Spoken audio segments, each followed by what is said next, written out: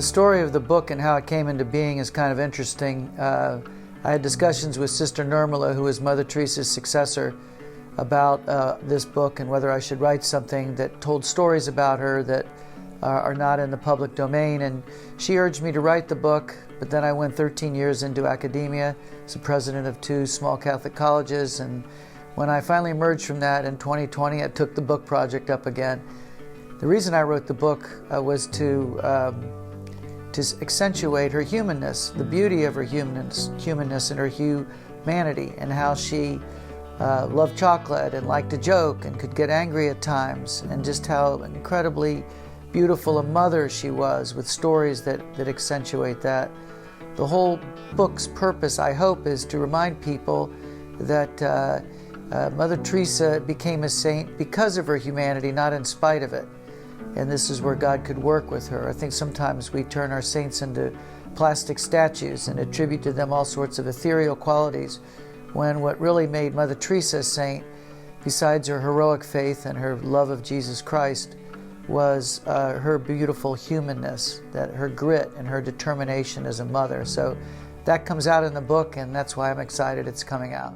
The book is a personal portrait of Mother. I don't claim to have been the closest to her by any means. Her sisters, her fathers and brothers, and other individuals, lay people that were so close to Mother, probably could write a better book. But my book tells the stories of the 12 years I served as her lawyer and the opportunities I had to travel with her, especially during the 2 years I was working full-time for the Missionaries of Charity as a volunteer. I think the book reveals a woman in love with God, intensely close to Jesus Christ, who saw the image of God in the poor. She used to refer to the poor as Jesus in his distressing disguise, and of course when you deal with lepers and the starving, you understand the distressing part of that description she gave.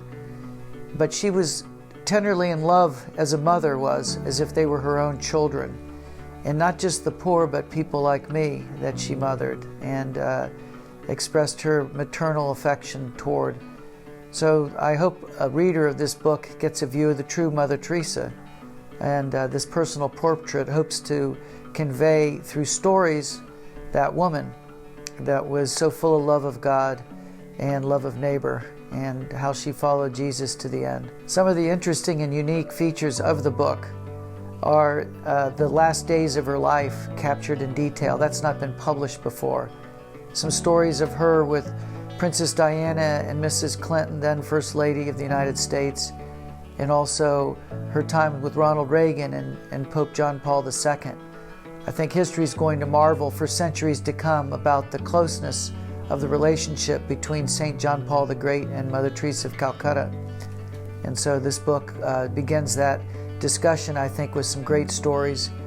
There's also, of course, chapters dedicated to her sense of humor and to her spiritual darkness that she experienced. So a lot of things that I think coming together portray a woman fascinating that dominated the 20th century and really has something very important to say to the 21st century.